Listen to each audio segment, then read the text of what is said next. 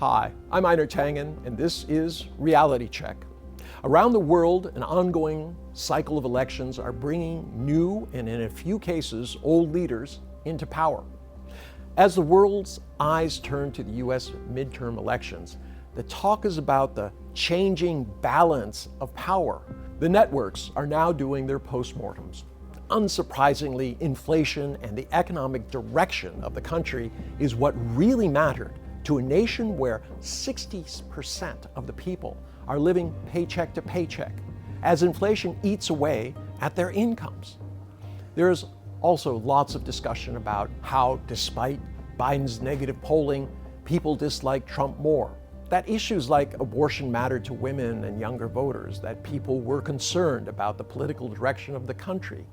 In the end, it will be considered a slight victory for the Democrats, because the red wave turned out to be a red ripple.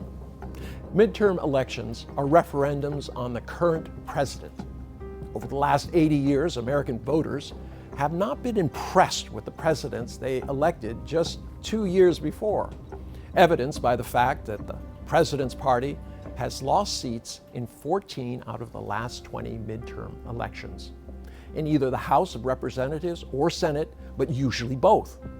In this case, Biden's lack of popularity and what most consider poor performance didn't punish him as it usually would have. But the real elephant in the room, as they say, is that unfortunately, although the leaders and power shifts, the realities don't. Domestically, the realities are inflation, $31 trillion in national debt, recession, possibly turning into a depression, massive economic disparities and political divisions. Over 10% of the people live in poverty. The top 3 wealthiest individuals own more than the bottom 50% of the entire population. Divisions over immigration, race, religion, abortion, access to voting. There was even an attempted insurrection. Internationally, the realities are a global recession, possibly depression, conflicts in the Middle East, Africa, and Europe, civil unrest brought about by shortages of food, water, and energy, debts that cannot be repaid, a declining post-World War II political and financial order undermined by the nation that created it, the United States, which has prevented global platforms like the UN and G20 from developing and implementing solutions. So, how did we get to a place where the focus is on changing the leaders and who has power, while the important realities are in essence ignored? As they say, money talks and the rest walks. Money and politics are never far apart. And in the US, money buys power. With money, you can hire the best consultants, polling services, advertisement, and create grassroots organizations. It doesn't assure a candidate of success, but it gives you the highest chance. Federal and state spending on the 2022 elections set to top $16.7 billion, the most expensive midterm election ever. A bit odd considering the average person is worried about food on the table, paying for gas, and their mortgage.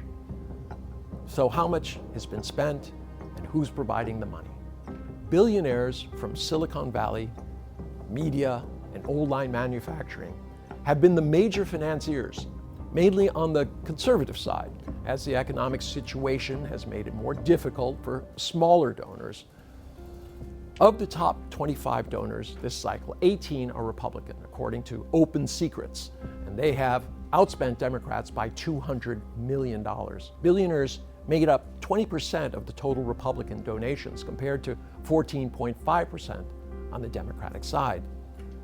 So what do they expect for their money? For some, it's ideological. They see the U.S. declining and want changes they think will make it better.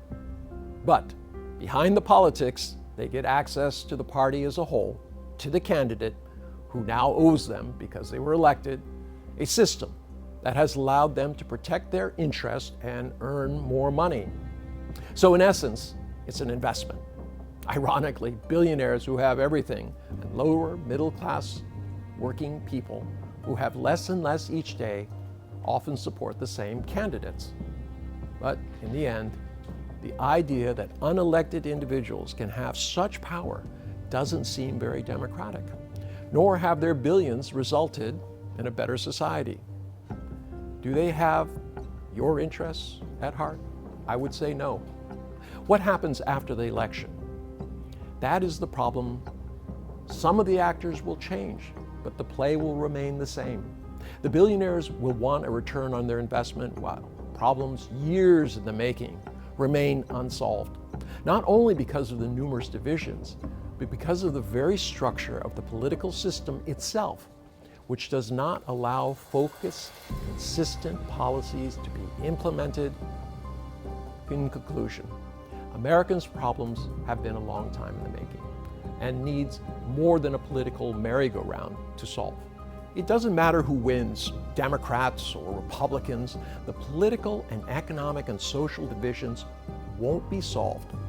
More likely, they will be exacerbated as those in power look to distract the people from their inability to address and solve the real issues. Without focused planning and action, U.S. debt will continue to grow. De-dollarization of the global financial system will continue. Inflation will go on. The U.S. stock market will drop. The recession will turn into a depression. And those with the means will continue to influence elections based on their personal and economic views and interests.